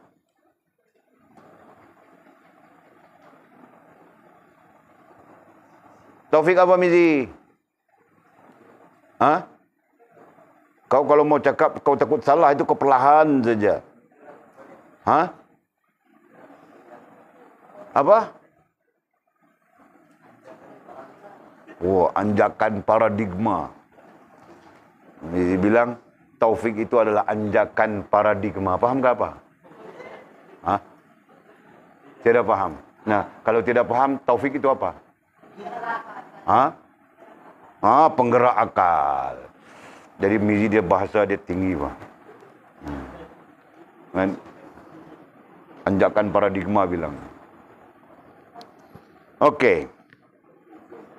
Jadi apa? Mereka sentiasa mendapat taufik. Nah, istilah lain yang lebih ilmiah ya, kalau boleh sebut penggerak akal itu satu istilah asas ya, istilah dasar. Nah, bilang motivasi. Taufik itu adalah bagian motivasi. Baru kau cantum dengan menggerakkan akal kita dan sebagainya. Okey. Mereka sentiasa mendapat taufik, motivasi yang baik untuk melakukan kebaikan-kebaikan. Sentiasa dapat taufik saja. Walid tidak mengajar, Pak. Jadi kita mau buat apa ya? Jadi kita zikir, Pak. Itu motivasinya kan. Walid tidak mengajar ya, kita mau buat apa? Kita mau tala'am. Walid tidak mengajar, Pak. Kita mau buat apa? Kita baca Quran. Itu, Pak, taufik. Menggerakkan akal untuk melakukan kebaikan. Motivasi untuk melakukan kebaikan-kebaikan. Walid tidak mengajar. Tidur, Pak. Itu bukan motivasi, Pak. Itu bukan anjakan paradigma. Okey. Dan katanya, dan hidayah dari Allah yang Maha Agung. Sentiasa juga. Mereka sentiasa mendapat taufik dan hidayah dari Allah yang Maha Agung. Taufik penggerak akal. Hidayah itu penggerak hati. Penggerak rasa dan perasaan. Daripada Allah Subhanahu wa ta'ala. Masya Allah. Jadi Walid lajukan, mau habiskan ini Orang yang dalam golongan ini adalah pada peringkat terakhir atau puncak kemanusiaan. Orang dalam golongan ini adalah pada peringkat terakhir atau puncak kemanusiaan. Dan tidak ada makam stesen di atas ini. Kalau kita mau rujuk kepada maqamat, orang-orang ini berada di salihin, syuhada, siddiqin. Orang-orang yang baik, orang-orang yang saleh. Begitu maksudnya. Kalau kita rujuk kepada maqamat. Kalau kita tidak rujuk kepada maqamat, orang-orang ini berada di puncak kemanusiaan. Maksudnya mereka mengasihi makhluk Allah seperti mana mereka mengasihi, mencintai Allah Subhanahu wa ta'ala. Itu kemuncak kemanusiaan. Kan? Kita belajar pada syarahan 31. Kita perlu melayan makhluk Allah Subhanahu wa ta'ala dengan baik. Kenapa perlu? Karena itu kemuncak kemanusiaan. Faham tak? Kemuncak kemanusiaan adalah melayan sesama makhluk dengan baik menurut syariat Allah Subhanahu wa ta'ala. Melayan dengan baik itu, kau tidak khianat, kau tidak tipu, kau tidak zalim, kau tidak dan sebagainya. Itu termasuk melayan makhluk dengan baik. Maka dengan sebab itu, jangan kau bilang sayang orang itu, sayang orang ini, sayang orang itu, sayang orang ini. Nanti kau menzalimi dia. Itu kan? Jangan kau bilang cinta orang itu, cinta orang ini, cinta orang itu, cinta orang ini. Nanti kau menzalimi dia. Faham tak? Jadi sebab itu hukumnya adalah haram. Apabila kau menyatakan kau cinta dia, kemudian kau tidak bertanggungjawab ke atas cintamu, maka kau berdosa besar, zalim namanya. Betul kan? Jadi kita orang lelaki perlu beringat-ingat itu. Orang perempuan pun perlu beringat juga, Pak. Jangan kau murah dengan cintamu. Jangan kau murah dengan perasaanmu. Kau tengok hidung mancung saja, I love you. Kau tidak tahu bahawa dia buaya ke, ular ke, apa ke. Kamu orang ni kadang-kadang Walid mau... Ya, Makcik Daya.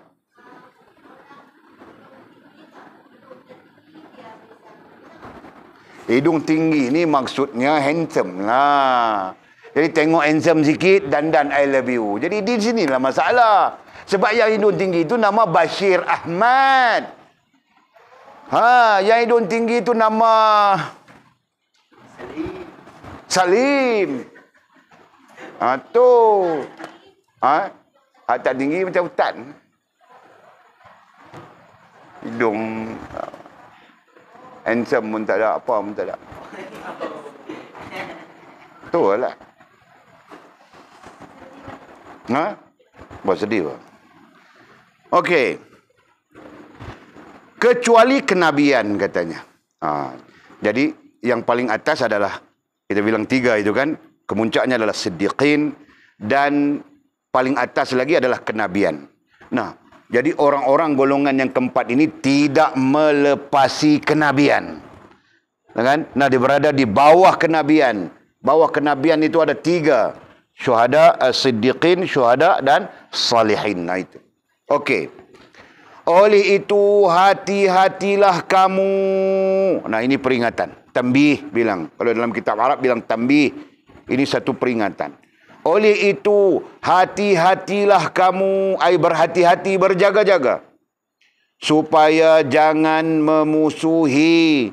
Supaya jangan memusuhi. Jangan kau memusuhi golongan yang keempat ini. Dan membantah orang-orang seperti ini. Itu ada isim isyarahnya. Jangan memusuhi dan membantah orang-orang seperti ini. Memusuhi itu satu hal. Membantah artinya bercanggah. Membantah artinya bercanggah, sabit dengan berlawan. Jangan. Karena mereka adalah bagian daripada wali-wali Allah yang perlu dijaga. Oleh itu hati-hatilah kamu, jaga-jagalah kamu, supaya jangan memusuhi dan membantah orang-orang seperti ini. Ini isim isyarahnya, jenis yang keempat. Dan dengarlah cakap atau nasihat mereka. Sebaliknya, dengar cakap mereka, dengar nasihat mereka. Kenapa? Karena mereka tidak ada kepentingan denganmu. Mereka hanya ada kepentingan dengan Allah Subhanahu wa taala dan agama. Dengarlah cakap mereka. Faham tak? Nah, kalau contoh, Walid mau kasih contoh, Walid pun tidak betul, sebab Walid bukan berada di posisi ini. Bukan jenis keempat ini. Masih kekurangan di belakang-belakang sana. Tapi sekurang-kurangnya, apa yang Walid cakapkan kepada kamu orang, nasihatkan kepada kamu orang, bukan karena Walid ada kepentingan apa di situ. Kepentingannya adalah Allah Subhanahu wa taala dan agama. Nah, Walid pun belajar juga macam kamu orang juga. Membina diri, membentuk diri. Faham tak? Nah, jadi jangan kamu orang bantah-bantah. Jangan memusuhi Walid. Ini Walid marah benci-benci saja. Meluat-meluat saja. Walid bebel saja, Pak. Sampai goreng ikan pun digoreng. Walid ni hangus ikan. Jangan, Pak. Aku niat baik saja. Mau kasih kamu orang nanti masuk syurga. Betul, Pak. Betul, Basila. Kau tahukah? Mau nanti kamu orang selamat daripada api neraka. Bukan ku ada kepentingan apa-apa. Kau mau jadi menantuku, silakan. Tidak mau jadi menantuku pun tidak apa-apa. Okey kah? Okey. Lelaki. Fas pun serupa apa? Aku bukan ada kepentingan apa. Kau mau jadi Bashir Ahmad punya. Jadi apa? Tidak siapa yang melarang. Masjid Ayah pun serupa juga. Nak ambil siapa? Som Chai. Apa? Tidak apa masalah, silakan.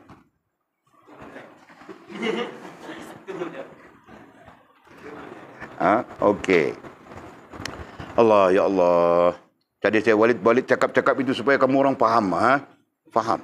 Okey. Oleh itu hati-hatilah kamu supaya jangan memusuhi dan membantah orang-orang seperti ini. Dan dengarlah cakap atau nasihat mereka. Kenapa? Kerana mereka tidak ada kepentingan apapun daripadamu. Mereka hanya ada kepentingan dengan Allah dan agama Allah Subhanahu wa taala. Oleh itu keselamatan terletak dalam apa yang dicakapkan oleh mereka. Oleh itu keselamatan. Apa maksud keselamatan di sini?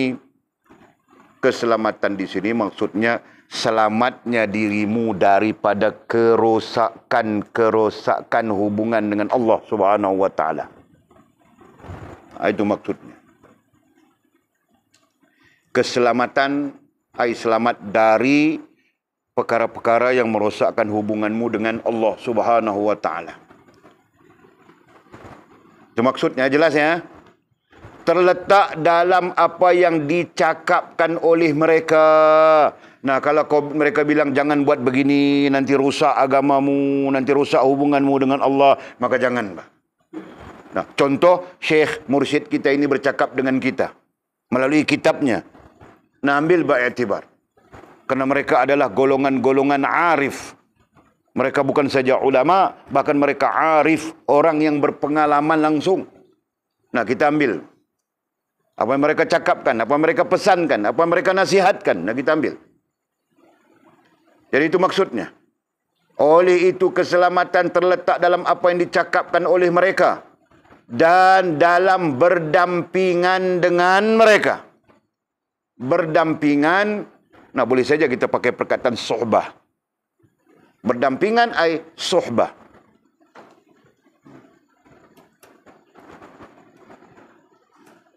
Jadi kita perlu berdampingan dengan orang-orang seperti ini, golongan yang keempat ini. Dan kebinasaan serta kerosakan, ini sebaliknya. Kebinasaan serta kerosakan jika di luar dari dampingan mereka. Dampingan aid dengan mereka. Nah, jika kita tidak berdampingan dengan mereka, nah kita terdedah kepada kebinasaan. Kita terdedah kepada kerosakan. Nah, itu maksudnya. Kalau mau uji, boleh uji hal ini. Sebab Syekh, mursyid kami, dia pernah buat ujian. Syekh kami, masa Walid belajar. Nah, budak yang duduk di bawah bimbingan dia, dan ada 2 budak lagi, dia hantar supaya dibimbing oleh orang lain yang bukan terkait dengan agama. Bimbingan dalam sukan kalau tidak silap Walid. 2 bulan kemudian budak itu balik berubah terus. Faham tak? Nah, semasa di bawah bimbingan dia, solatnya jaga itu, ini. 2 bulan dia hantar untuk bimbingan sukan. Ikut kelas sukan, sekolah sukan. Faham tak? Nah, dia pulang dari sekolah sukan, berubah terus. Perangai berubah, itu berubah, sembang pun berubah.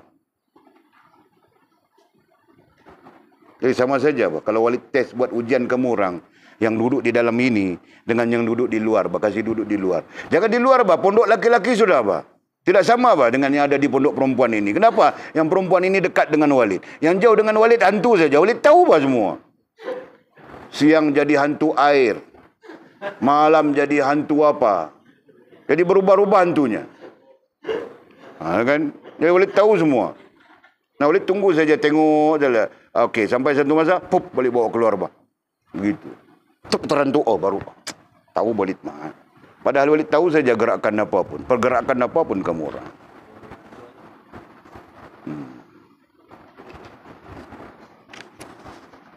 Buah durian hilang tadi saja baru Walid tahu,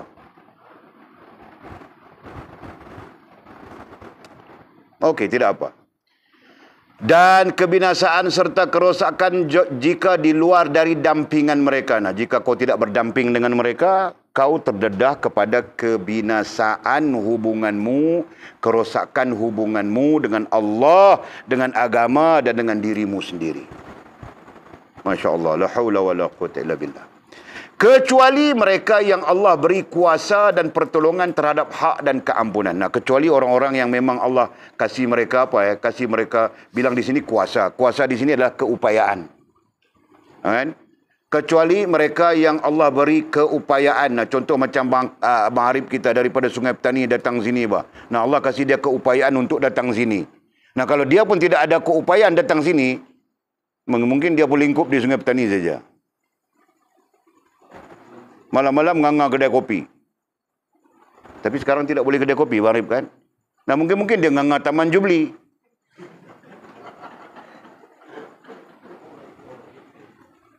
Boleh jadi, kan?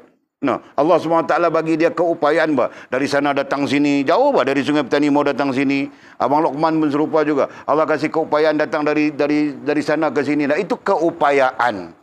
Kan? Dia tidak dapat berdampingan dengan kita langsung. Tapi Allah kasih dia keupayaan. Fahamkah contoh itu? Fahamkah contoh itu? Itu. Nah, kamu pulang di Sabah nanti pun sama saja.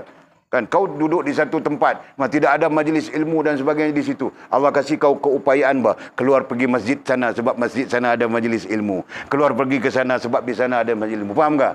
Nah begitu Nah, Allah SWT boleh saja tidak memberi kau keupayaan Masjid tepi rumah kau tidak boleh pergi.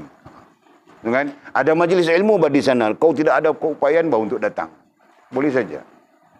Itu hak Allah. Nah, jadi katanya kecuali mereka yang Allah beri kuasa, kuasa keupayaan bukan kuasa dengan makna kekuasaan. Kuasa dengan makna keupayaan dan pertolongan. Nah, Allah kasih keupayaan, kasih pertolongan terhadap hak dan keampunan. Terhadap hak kebaikan. Hak di situ kebaikan dan keampunan. Nah, ada manusia yang Allah letakkan di satu tempat yang memang penuh dengan hal-hal yang lara, tapi Allah sentiasa bawa dia keluar, bagi dia upaya pertolongan untuk bawa dia keluar daripada situasi yang menyelamatkan dia. Faham kah? Nah, okey. Habis sudah, kata musannif selanjutnya. Jadi saya, katanya, jadi saya Syekhuna wa Mursyiduna Abdul Qadir Jailani rahimahullah ta'ala. Saya di situ adalah syekh kita, mursyid kita, musannif kitab kita ini. Nah, ini nasihatnya. Jadi saya telah bahagikan manusia itu kepada 4 golongan. Jadi golongan 1 kita belajar sudah. Golongan 2 kita belajar sudah. Golongan 3 kita belajar sudah. Golongan 4 pun kita belajar sudah. Sekarang terpulanglah kepada kamu, katanya. Jadi terserah kita. Terpulanglah kepada kamu. Nah, terpulanglah kepada kita yang menjadi muridnya. Kan? Kita yang menjadi muridnya kan? Mudah-mudahan dia pun mengakui kita sebagai muridnya nanti di depan Allah Subhanahu wa taala. Bukan kita saja, tengok. Dia orang pun angkat tangan, kami pun murid juga bilang. Kan? Jadi dia orang pun mau, dia orang tahu ke dia orang? Dia orang pun mau jadi murid Syekh Abdul Qadir Jailani juga, bukan kita saja. Angkat tangan saja, boleh bilang kita murid. Nah, dia orang pun angkat tangan, kami pun murid juga. Nampak, Haji? Nampak? Allah, Masya Allah. Ya, kita semua murid. Jangan risau. Mudah-mudahan Syekh Qutbul Awliya ini mengaku kita sebagai muridnya di depan Allah Subhanahu wa taala, di depan baginda Nabi SAW. Nah, jadi katanya, jadi saya telah bahagikan manusia itu kepada 4 golongan. Sekarang terpulanglah kepada kamu untuk memeriksa diri kamu sendiri. Nah, terserah kita. Dia mengajar sudah, dia sampaikan sudah pada kita. Dan Walid secara musalsal ya, sampai sudah pada kamu orang. Nah, selebihnya terserah. Itu kan? Nah, tidak ada yang boleh memaksa. Mana Walid boleh memaksa Fas, nanti kurus kering dia. Sekarang pun kurus sudah. Walid juga tidak boleh memaksa mamamu pun tidak boleh nanti dia senaman banyak-banyak kurus lagi terus. Kan? Jadi terserah saja gitu. Kan? Okey.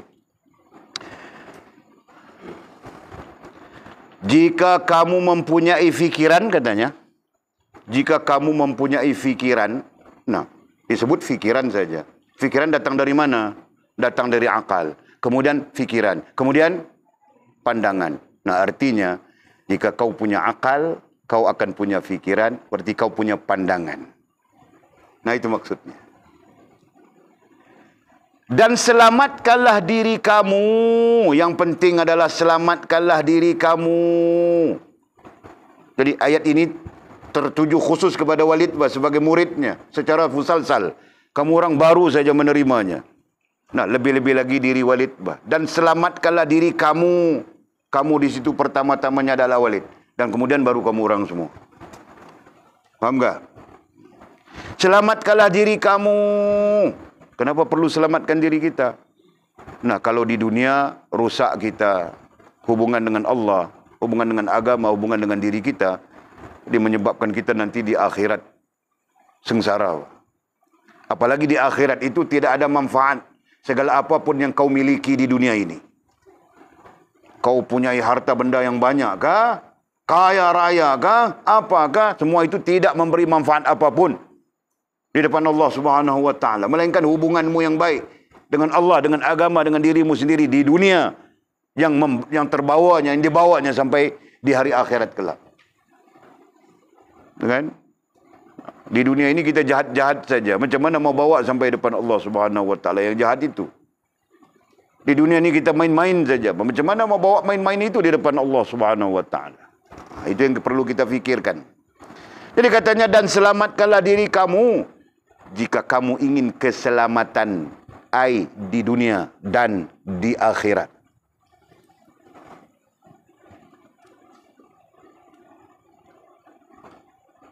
Jadi mau selamat di dunia dan di akhirat, selamatkan diri kita. Sekarang, now, just now.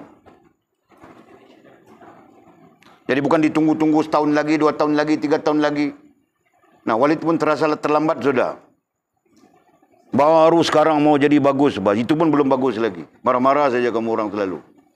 Yang bagus itu tidak marah kan? Diam saja, Pak. Nah, itu yang bagus. Mudah-mudahan Allah membimbing kita menuju. Mudah-mudahan Allah membimbing kita menuju apa yang dikasihinya. Bukan apa yang kita kasihi. Mudah-mudahan Allah membimbing kita menuju apa yang dikasihinya dan diredainya. Bukan apa yang kita kasihi dan bukan apa yang kita redai. Lazimnya yang kita kasihi, yang kita redai bertentangan dengan Allah Subhanahu wa taala. Itu lazimnya. Dalam dunia ini katanya, dalam dunia ini dan di akhirat kelak. Amin ya rabbal alamin, amin ya rabbal alamin, amin ya rabbal alamin. Walhamdulillahi rabbil alamin. Subhanallah. Habis sudah kita syarahan yang ke-33. Besar pengajarannya, besar maklumat, besar ilmu yang ada di sini sebagai panduan pedoman kepada kita. Jadi mudah-mudahan Walid mendoakan mudah-mudahan kita dapat ilmu daripada sana. Wallahu a'lamu bishawabihi aw kama qala. Ada soalan apa yang perlu jawabkah? Oh, 9.55 sudah. Patut perut rasa lapar-lapar saja.